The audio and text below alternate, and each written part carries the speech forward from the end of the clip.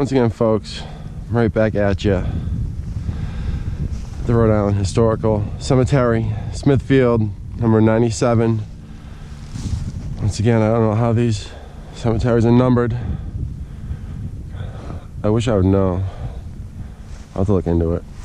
But anyway, here on my cell phone is something that I read, and I will read it to my GoPro of my cell phone. And it goes a little something like this. Smithfield. It's not every day that a reporter gets assigned to investigate a ghost town. But when my editor said he was looking for someone to do just to do that a few weeks ago, I jumped at the chance. A reader, Ryan Meck, had written to the Providence Journals, "What and why Rhode Island? What can you tell me about Hanton City?"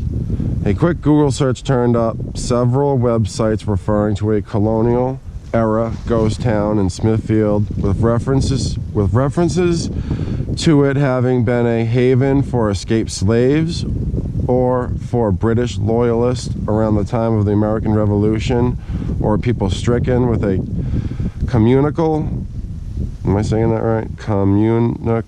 Communicable disease and forced to live apart from the general population.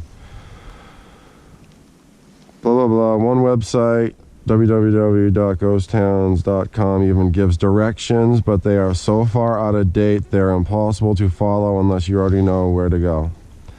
I looked at Google Maps and it had been paved over, said Mech 20, a Salva Regina student from Coventry who's studying a graphic design illustration. So we turned to the Providence Journal to find out whether Hanton City still exists, where it is, who lived there, and why they left.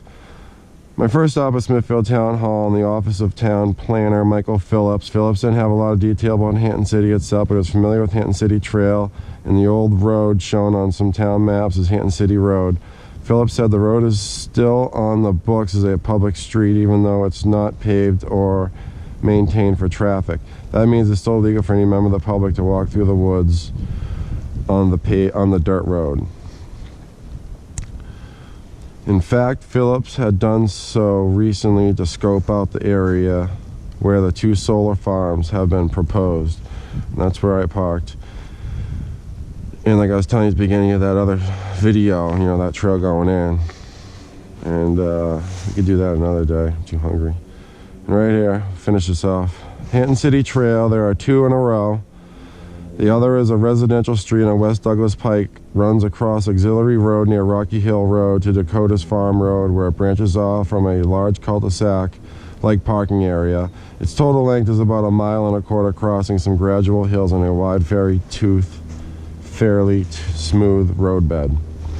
Before I left Town Hall, I asked Phillips whether he could direct me some of the ruins of Hanton City. He said he hasn't seen any in a while walking along the road. On a warm fall day 2 weeks ago, I found myself walking through the Smithfield woods looking for the ruins. I hiked from one end of Hanton City Trail to the other end, but I didn't see anything besides some ancient stone walls. At the far end, I faced a decision that would determine whether my search for Hanton City would succeed or fail. Should I walk on the paved roads around back to my car, or should I hike back through the woods? I took the road less traveled, and it made all the difference. And this is it. As I strolled through the woods, leaving the fall faded to shades of brown, I spotted a figure clad in safety orange carrying a metal detector. "You know where Hanton City is?" I asked. The man swept his hands above his head, indicating the woods all around us. He identified himself as Ray Boulay, a retired elevator mechanic from Lincoln. But he's right. Hanton City is these woods all around us.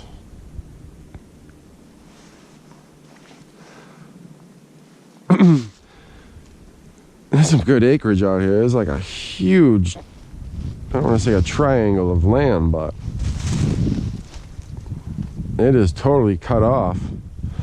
Thank God Fidelity, you know, and that cul-de-sac made it possible to get kind of close, because normally I'd park way down on Reservoir Road and I'd do that first Hanton City Trail and then come all the way up, and I wasn't sure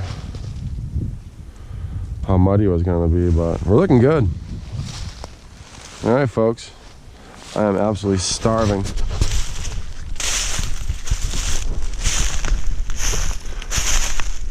Have a nice day.